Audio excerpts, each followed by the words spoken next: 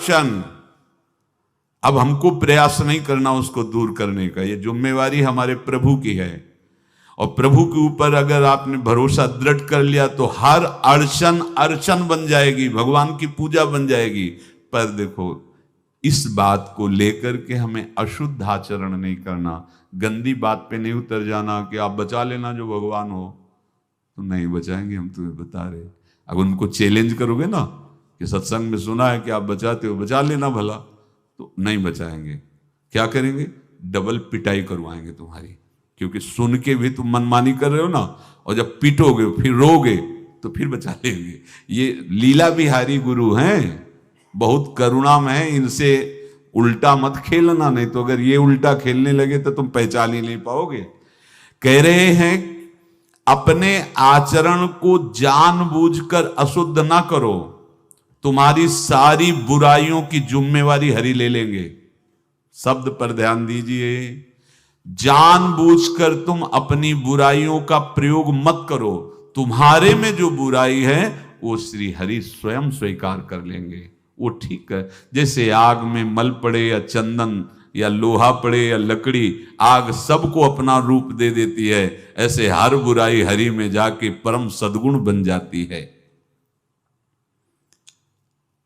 हम जितना अपने आप को अच्छा बनाने का प्रयास करेंगे, ये संसारियों के समझ में नहीं आएगा, परमार्थ के पथिकों के लिए बात है, और यही विश्राम हो जाएगा।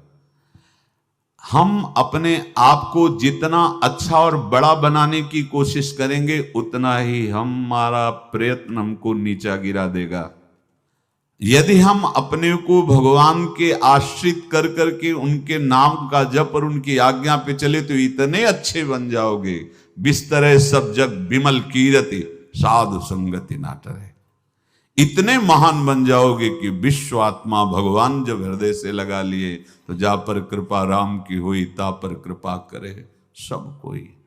स्वामी का प्रभाव दास में आ जाता है। अरे एक साधारण कीड़ा भृंगी अपना प्रभाव दूसरे कीड़े पर डालकर उसे भृंगी बना देता है, तो भगवान का नाम गुण रूप लीला धाम तुम्हें ये नहीं प्रदान कर देगा? भगवद आश्रय लेते ही जिसके भय और विषाद नाम जप से नष्ट हो गए, नाम जप और सत्संग से, उसके हृदय में ऐश्वर्य भगवान का प्रकट होता है। तो बाह्य और आंतरिक दोनों वो ऐश्वर्यवान होता है। ज्ञान, विद्या, श्री, कीर्ति, शक्ति, सौंदर्य, माधुर्य ये प्रकाशित होने लगता है। बिना किसी बनावट श्रृंगार के उसके चेहरे पर आकर्षण होता है, देखते ही हृदय लुभायमान हो जाता है। ऐसा माधुर्य होता है भक्तों का, क्योंकि माधुर्य सिंधु प्रभु का चिंतन होता है। जो भगवान के आश्रित है उसे भय की तो कोई गुंजाइश ही नहीं है, कोई गुंजाइश नहीं। क्यों? क्योंकि वो भगवान सर्वशक्तिमान उसकी रक्षा में रहते हैं। बहुत छोटा सा प्रसंग है। एक नीलांबर दास नाम के महान भक्त हुए हैं, जन साधारण गृहस्थ की तरह जीवन व्यतीत करते थे। एक दिन उनको सत्संग सुनने को मिला। सत्संग में जब जैसे यही सब सार बातें, तो उनको लगा कि अभी तक तो हम अपने को पूर्ण मान रहे थे कि हमारे पास रुपया है, पत्नी है, पुत्र है, घर है, सब मौज मस्ती है, लेकिन ये सब छूट जाएगी मरने के बाद, फिर मेरे पास क्या रहेगा? सत्संग यही अंदर आपके विवेक डालता है। बड़ा पश्चाताप उनके हृदय में हुआ। ये है कृपा, जिसको अपने लौकिक भोगों के बीच में रहकर उनसे जलन पैदा होने लगे, जान लेना भगवान उन पर बहुत कृपालु हो गए हैं। उनके हृदय में प्रार्थना जागृत हुई, प्रभु कोई साधन भजन नहीं जानता, अभी तक तो गृहस्थी के भोगों में और भोगों के संग्रह में मुझे ऐसा लगता रहा कि मैं पूर्ण हूं। चिंतन गाढ़ होने लगा प्रभु का। सत्संग जहां हुआ था वहां भगवान जगन्नाथ जी की चर्चा जो प्रेम विभल हुए थे ब्रज लीला में, सुन करके, ब्रज लीला का भाव सुनकर श्री सुभद्रा जी, बलराम जी और लालजू, वो प्रेम विगलित रूप, तो जो हम सुनते हैं वही हमारा अनुराग होता है। तो नीलांबर दास के मन में दृढ़ संकल्प हो गया, अब सबसे पहला जीवन का काम भर नेत्र जगन्नाथ जी को देखूं। जगन्नाथा स्वामी नयन पथगामी भवत में एकांत में बैठ के बहुत रोना आया कि प्रभु बहुत दूर हो, ये उत्तर प्रांत की बात है और आप बहुत दूर हो, कैसे मुझे सामर्थ्य दो कि मैं इस ग्रह रूपी बेड़ियों को तोड़कर निकल पड़ूं, मोह रूपी हथकड़ियों को तोड़कर निकल पड़ूं। ऐसा ही हुआ। जब कोई सच्ची चाह हृदय में प्रकट कर लेता है तो मंजिल दूर नहीं लगती, चाहे जितना दूर हो। कुछ अर्थ लिया और अपने परिवार से प्रार्थना की, बच्चे सयाने थे, कि ये सब वैभव आप लोग देखो, अब मैं किसी योग्य नहीं रह गया, अब जब तक जगन्नाथ जी को भर नेत्र नहीं देख लूंगा तब तक अब जीने की आशा नहीं। तो घर वालों ने भी देख लिया था कि अगर ये सुखी रहे जगन्नाथ जी को देखकर तो ये हालत इनकी ऐसी देखी नहीं जाती, न खाना न पीना, कुछ अच्छा न लगना। सब ने अनुमति दे दी, झोली में कुछ अर्थ रख दिया, बोले भाग पड़े, जैसे बहुत समय से बिछुड़ा हुआ कोई अपने प्राण प्रिय से मिलने के लिए। ना खाने की चिंता, ना पीने की चिंता, ना मार्ग की थकावट, बस नेत्रों में उत्साह भरा हुआ है। कब ऐसा होगा कि जगत के नाथ को मैं अपने भर नेत्र देखूं। जगन्नाथा स्वामी नयन पथगामी भोज, कैसे बस चिंतन में जगन्नाथ। जब कोई सतमार्ग में चलता है तो विघ्न पे विघ्न आना प्रारंभ हो जाते हैं। क्यों विघ्न? क्योंकि हमारे कुछ पूर्व पाप होते हैं जिनको भस्म होना अनिवार्य है। जैसे आप कल श्री गोपाल चरवाहे का चरित्र सुना कि 27 दिन क्यों इंतजार करवाया भगवान ने। विरहाग्नि में अनंत जन्मों के सब पाप भस्म हो गए, निर्मल शुद्ध बुद्ध परमात्मा स्वरूप हो गया। भारी थकावट शरीर में, नदियां पड़ती हैं, नाले पड़ते हैं, कष्ट सहते हुए। अब जब विशाल भागीरथी के तट पर तो तैरना आता नहीं था, संध्या का समय हो गया था, विचार किया कि रात भर यहां रुकना मेरे बस की बात नहीं। चैन नहीं हृदय, चैन नहीं होता हृदय में। जब वो लगन लगती है ना, लगन का काम ही होता है अगन, उसको कुछ सुहाई नहीं देता। जब हृदय में लगन लग जाती कुछ सुहाई नहीं देता। जिस पर हो तुम रीझते क्या देते यदुवीर, रोना शिशकना तड़पना आहों की जागीर, ये संपत्ति मिलती है। रोने लगे, प्रभु आप तो भव समुद्र पार करने वाले हैं, इस गंगा नदी को कैसे हम पार कर पाए, और हम रुकेंगे नहीं। अब चाहे प्राण चले जाएं, तैरना तो आता नहीं, मैं पार जरूर होऊंगा। इतने में देखा एक नाविक मछुआरा मछली, वो बहुत ही दुष्ट स्वभाव का था। उस दिन उसको मछलियां मिली भी नहीं थी। इनको रोते हुए देखा तो नाव किनारे लाया। पार चलना चाहते हो? बोले हाँ। तुम्हारी झोली में कुछ है कि केवल हाँ ही कह रहे हो?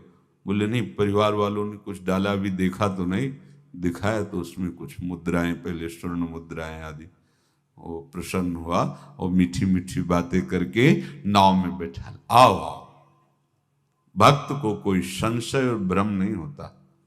और वो कपटी आदमी, उसने विचार किया कि अगर इसको छीन कर पार कर देंगे तो ये राज कर्मचारियों को सूचना देगा, फिर हम बांधे जाएंगे। तो इसे बीच धारा में ले जाकर गला दबा के मार देते हैं और इसकी संपत्ति ले लेते हैं। कौन जानेगा, गंगा के प्रवाह में बह जाएगा, पक्का निश्चय।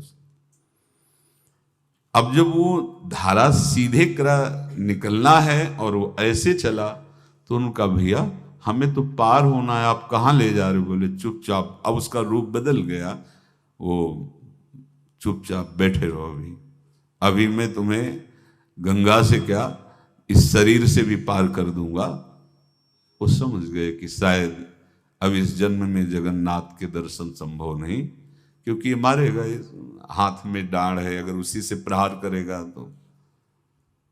एकदम आर्थ हुए कि प्रभु मरने का तो भय नहीं है,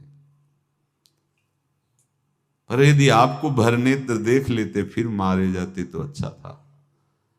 ये आशा लेकर के मैं मरना नहीं चाहता, एक बार मैं आपको देखना चाहता हूं। भय बिल्कुल नहीं हुआ, भय विषाद भक्त को नहीं होता। देर लगी क्या, एक राज कर्मचारी की आवाज आई, ए नाविक तुरंत इधर नाव लाओ। और उस समय धनुष बाण चलते थे, तो उसने शीघ्रता की और दूर ले जाने के लिए तुरंत बाण संधान किया और कहा समझ ले अचूक निशाना है, एक में ही तो ढेर हो जाएगा, पहले वापस नाव लाओ। अब वो घबरा गया, वापस नाव लाए। तेरे मन में क्या विचार चल रहा है? तू इसको मारना चाहता है? अगर तुझे बचना है तो मेरे देखते देखते उस पार पहुंचा और इनको प्रणाम कर। कौन था ये? कौन ही राज कर्मचारी था? यही है भक्त। निर्भय होता, उसे कोई भय थोड़ी होता है। बड़े सम्मान से पार उतारा और पूछा तुम्हारा परिचय है क्या इस राज कर्मचारी से?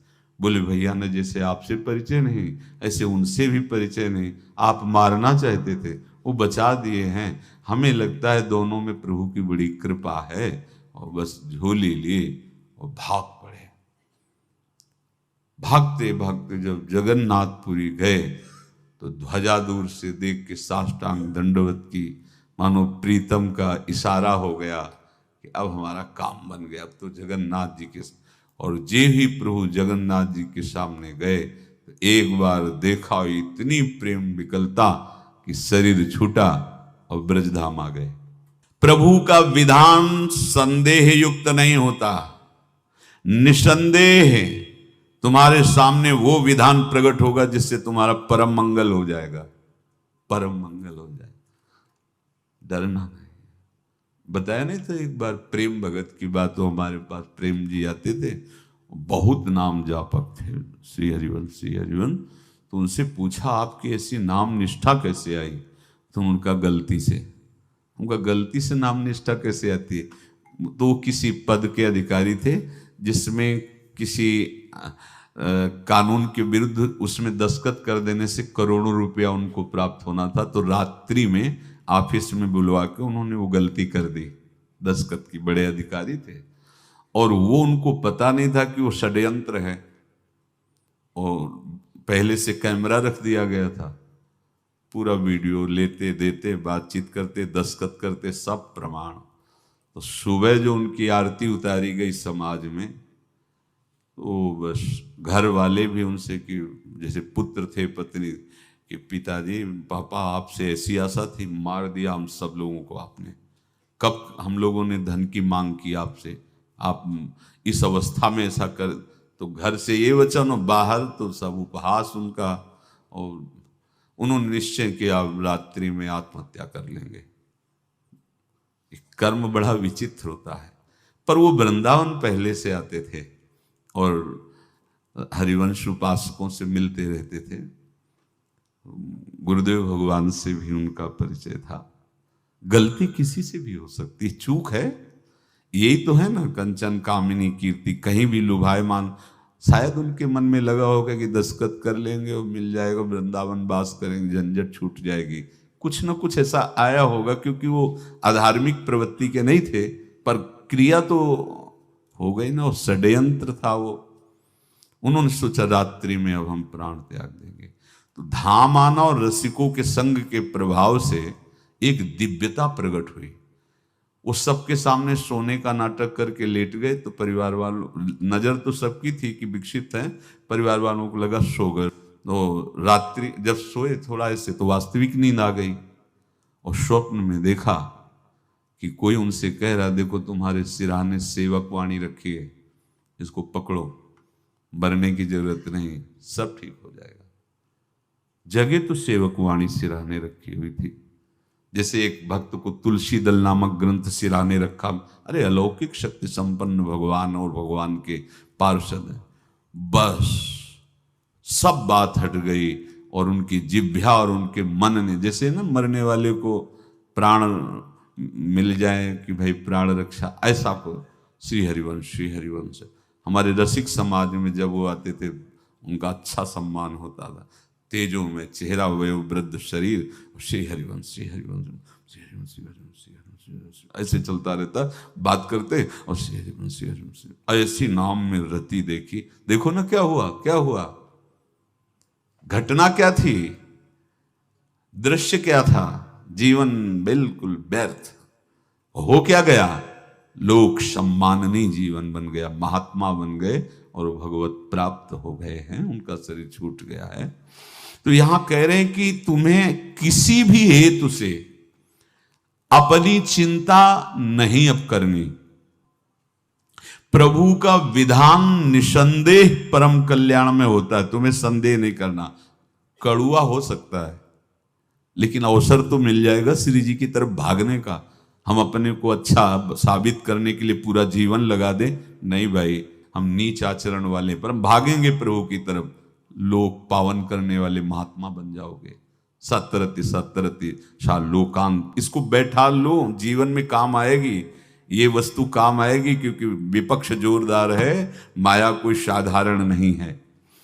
विश्वासी साधक का भगवान स्वयं जुम्मा ले लेते हैं, विश्वासी साधक का भगवान स्वयं।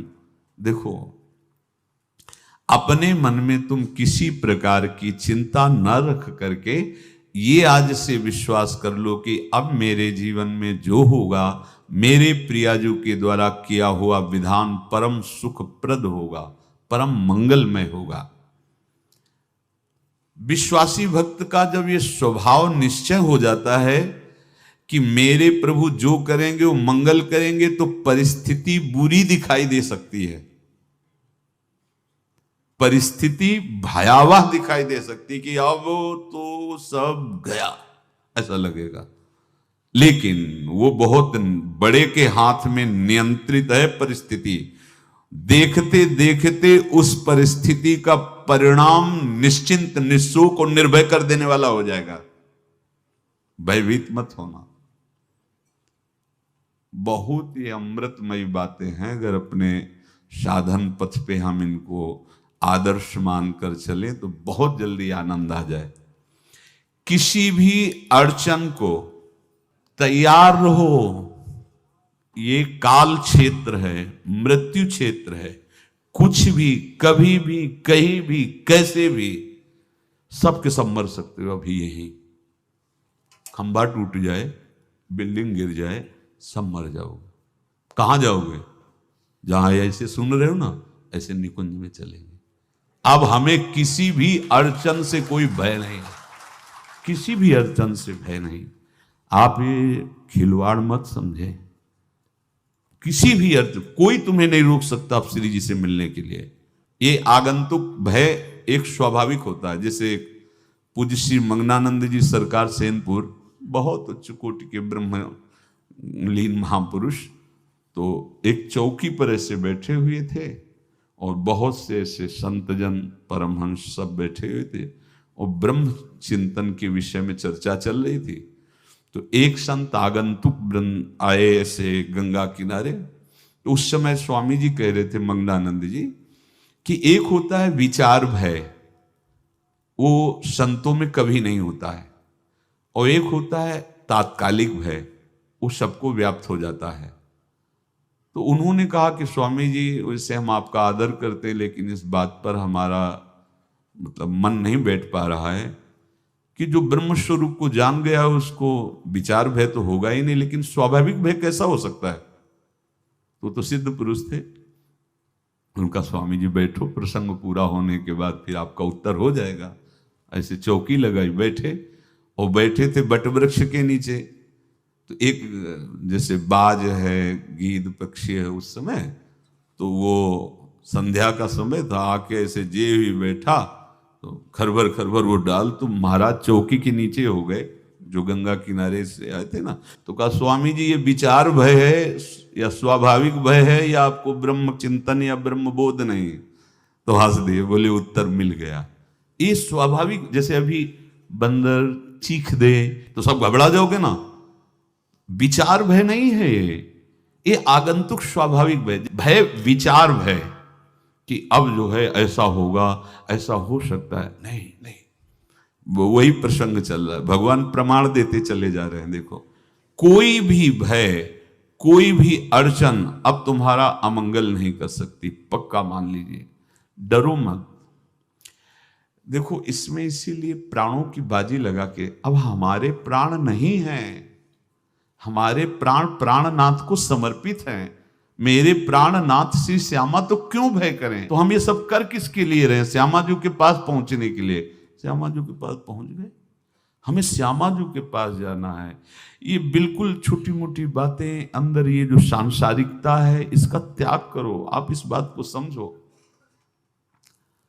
गुरु गोविंद सिंह, लाखों की समाज बैठी हुई थी,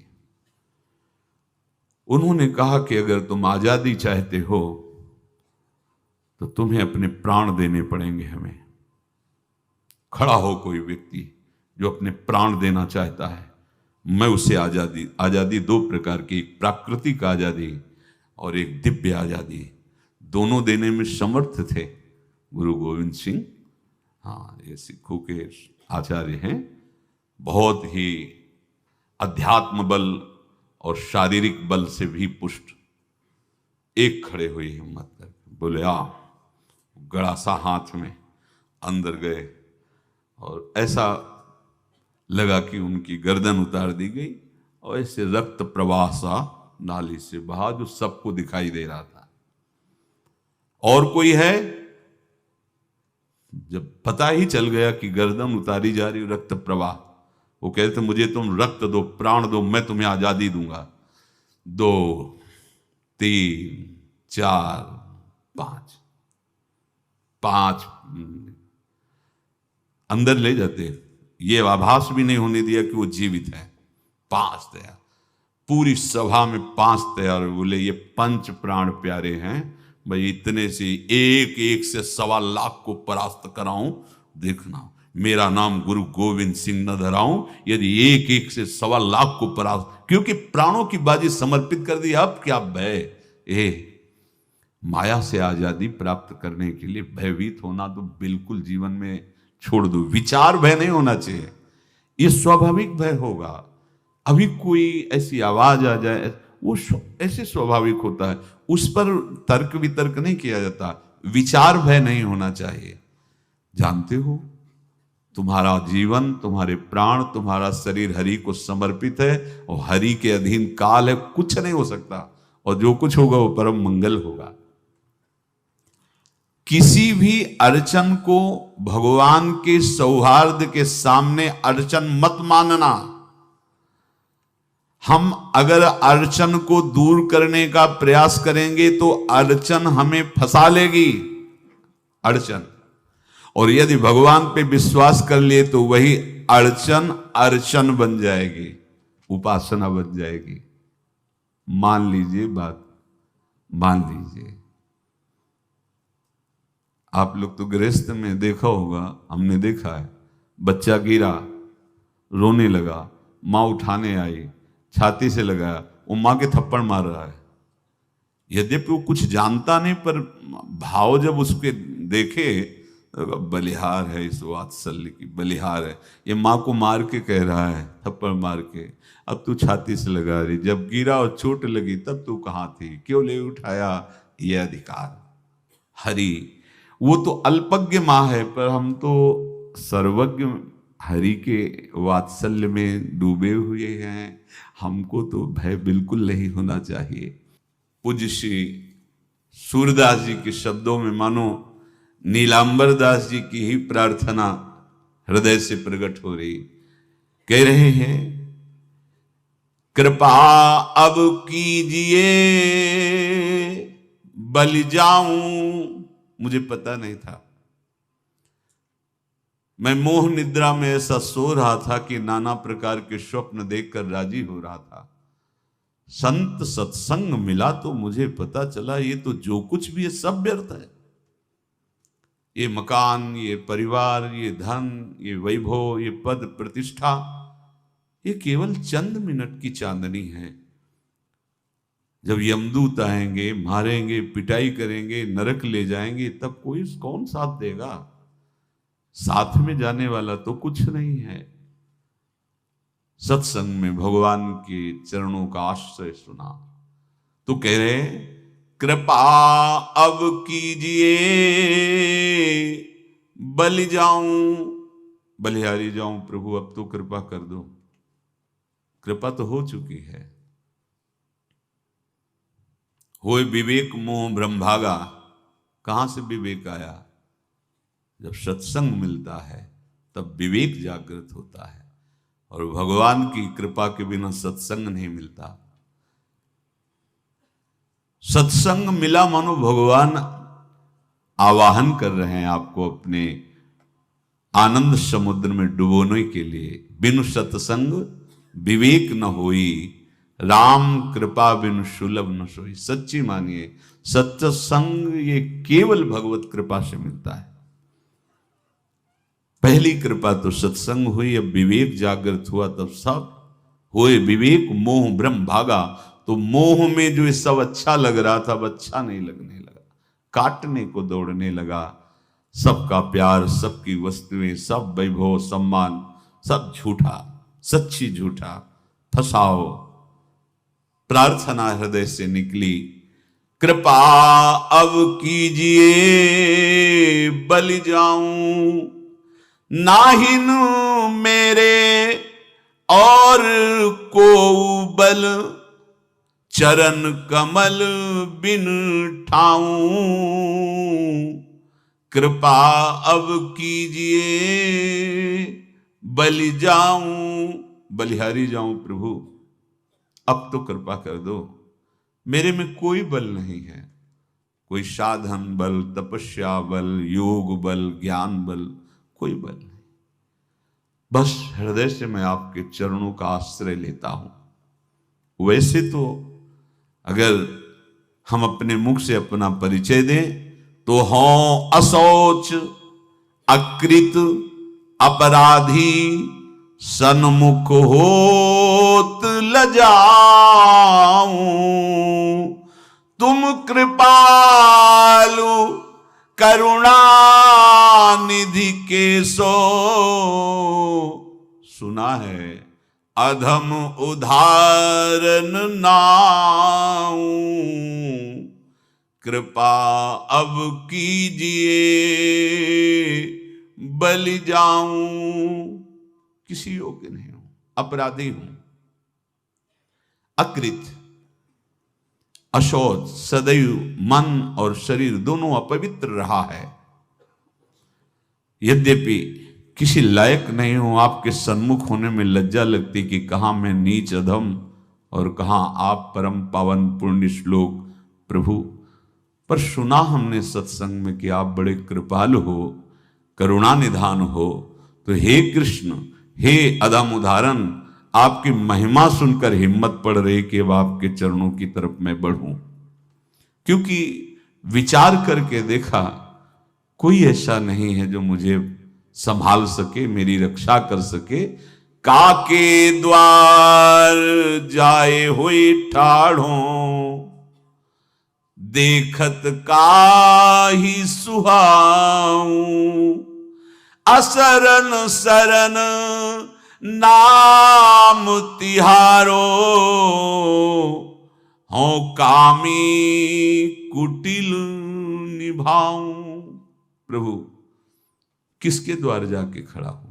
जितने देवता हैं ये सब बनिया की दुकान की तरह हैं। तुम्हारे पास जितने पुण्य साधन है उतना ही फल मिलेगा। मेरे पास तो कोई बल है नहीं, तो कोई मुझे तो स्वीकार करेगा नहीं, ठुकरा देगा। नाथ, सुना है आपका नाम सत्संग में, असरन सरन है, जिसका कोई नहीं होता उसे आप स्वीकार कर लेते हैं। मैं बहुत कामी हूं, कुटिल हूं, पर एक ही ठौर है, आप मेरा निर्वाह कर सकते हैं।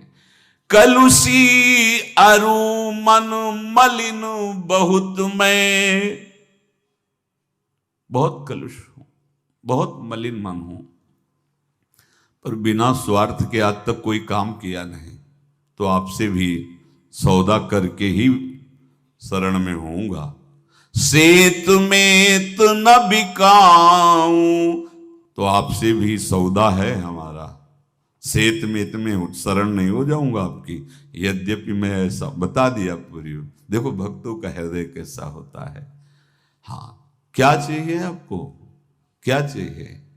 तो सूर पतित पावन पद अम्बुज, सो क्यों परिहरि जाऊं,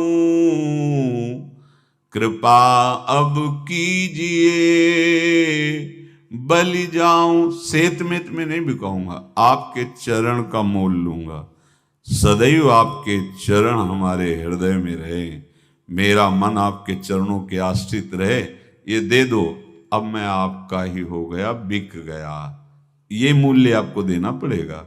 आप अपने चरणों का आश्रय और अपना चिंतन।